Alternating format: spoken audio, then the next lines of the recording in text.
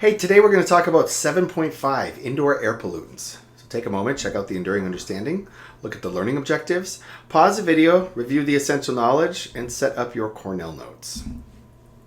So when we're talking about indoor pollutants, we really like to look at indoor pollutants from the developing world to the developed world. And I'm putting in here the demographic transition model and the different phases, but typically developing countries tend to be in the earlier phases of demographic transition, and developed countries tend to be in the later phases. So this is a generalization, but anyway, this is the way that I'm breaking it down. In the developing world, typically the indoor air pollutants come from burning biomass for home heating and also for cooking. And typically they will not have great methods of ventilation because a lot of these places may be they are typically going to be in more tropical regions where there will be a lot more insect parasites. So the circulation, like windows necessarily are not necessarily going to be open to let mosquitoes out or let mosquitoes in. So this is one of the reasons why you may have a buildup. And also the quality of the construction of the homes, there is not as much infrastructure that goes into the home in a lot of these developing countries. Now in the developed world, you're going to have more chemical indoor air pollutants from paints, from little cleaners, from any sort of solvents that you may have in your house. So the developed world has more chemicals, and the developing world has more natural indoor air pollutants. Okay, asbestos is a type, it's a particulate matter that is used in insulation, and it was very common in the 50s throughout the 80s. In fact, you notice these like white pipes. This is insulation around a pipe for a hot water pipe. And in my school, when I was in high school, we actually had to go to school like at churches around town because they had to clean asbestos out of my school.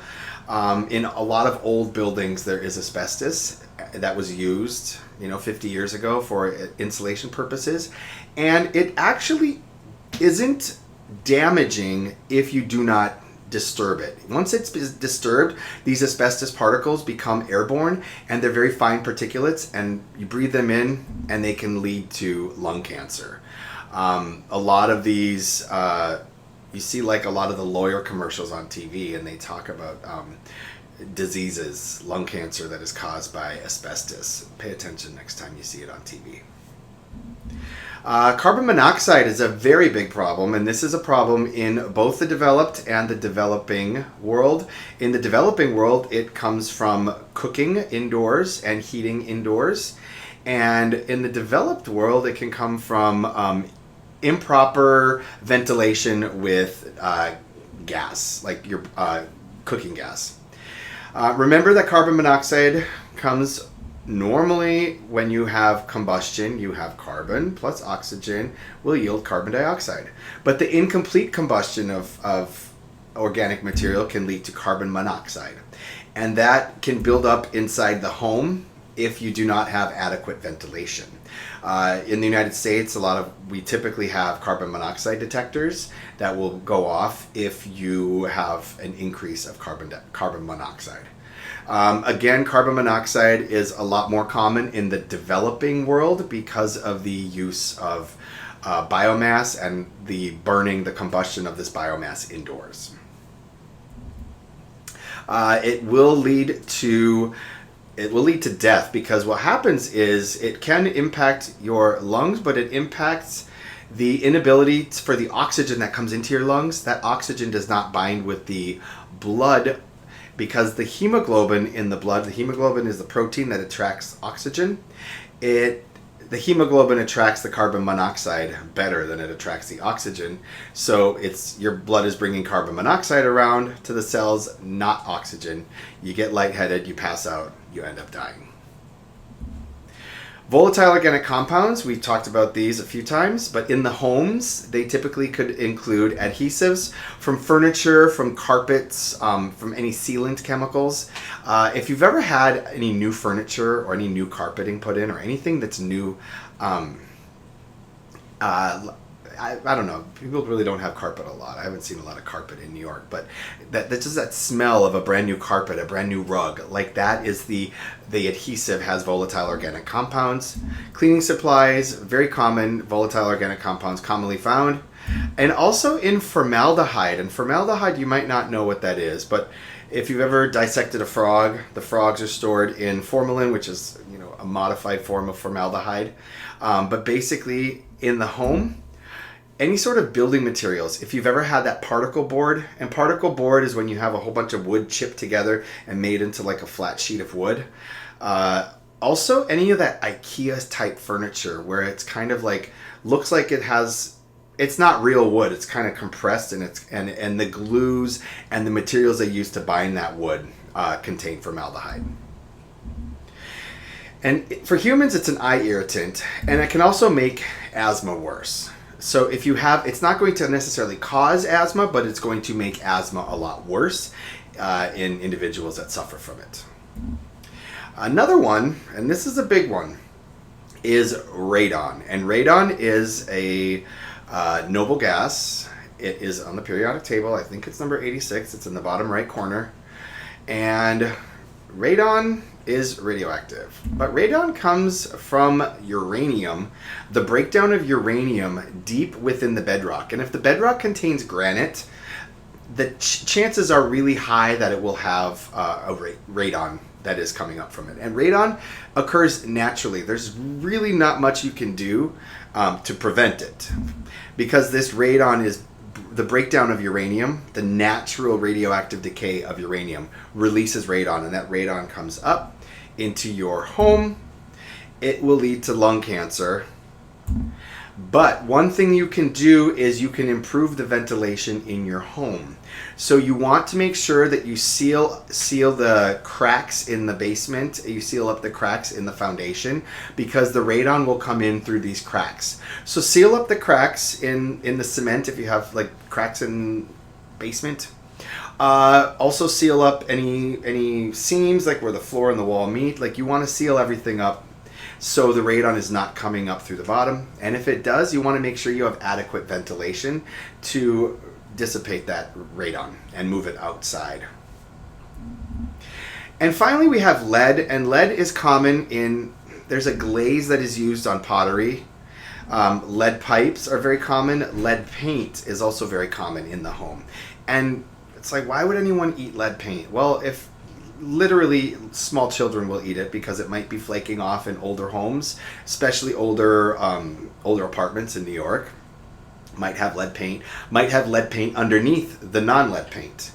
And when you peel it off, like a child might be curious, but it also has kind of a sweet taste to it. Don't taste it.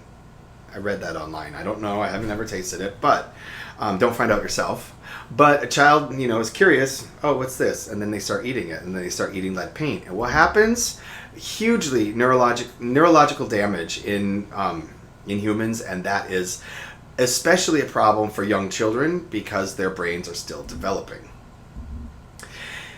And finally, anytime you have areas where it's dark and it's damp and you have poor ventilation, you can get mold. And this is like black mold. And this is often found, I bet you, if you look in like the little corners up in your shower, in your bathroom, you may have mold. Underneath the sink, if it's damp and dark, you can have mold that builds up. And typically, to get rid of the mold, you need to clean it off. You can clean it off using any sort of cleaning solvents. But also you want to keep the area dry. So if you have areas that are prone to being wet, you want to periodically make sure you clean the mold off, because if that mold becomes airborne, it can lead to respiratory illnesses. It can exacerbate asthma, bronchitis, COPD, and emphysema. And all of these are respiratory illnesses. Okay, now when you have a new building, a lot of times in new buildings you get what is called sick building syndrome. And it doesn't mean the building is sick. It just means that there is a buildup of indoor air pollutants that causes people to get sick when they work in this building. This happens a lot in new offices. Because you have new furniture, you have new carpeting, you have insulation, you have all of these things that are releasing these indoor air pollutants. And when people come in for the first time, these pollutants haven't had a time to settle. They also haven't had a time to be adequately ventilated, because there's a rush to get a new building open and ready for the occupants to start working there. So this often will happen. And what we've noticed is you have employees calling out sick for seemingly minor situations, but they might have headache, nausea, throat and eye irritation, and respiratory inflammation. Again, all related to the respiratory system and the irritants that are present in the atmosphere. The EPA considers 4 causes for sick building syndrome. Inadequate ventilation is number 1. So poor ventilation, there might not be a good circulation present. There may be indoor pollutants, especially from the construction. There could also be some outdoor pollutants. If it's an outdoor area and that outdoor air is coming into the building, could also contribute to the sick building syndrome. And another one could be a biological pollutant, especially if you have something like black mold in the building, and if there's more mold spores that are getting into your nasal passages, it can get into your lungs and irritate your respiratory system. So there was a lot of information, a lot of different indoor air pollutants, but I would like you to look at the graph, which shows children with high lead levels, so the number of children with high lead levels over the last 20 years. And I want you to explain the trend shown in the graph to the left. Thank you for your attention. I hope this was informative. I will see you soon.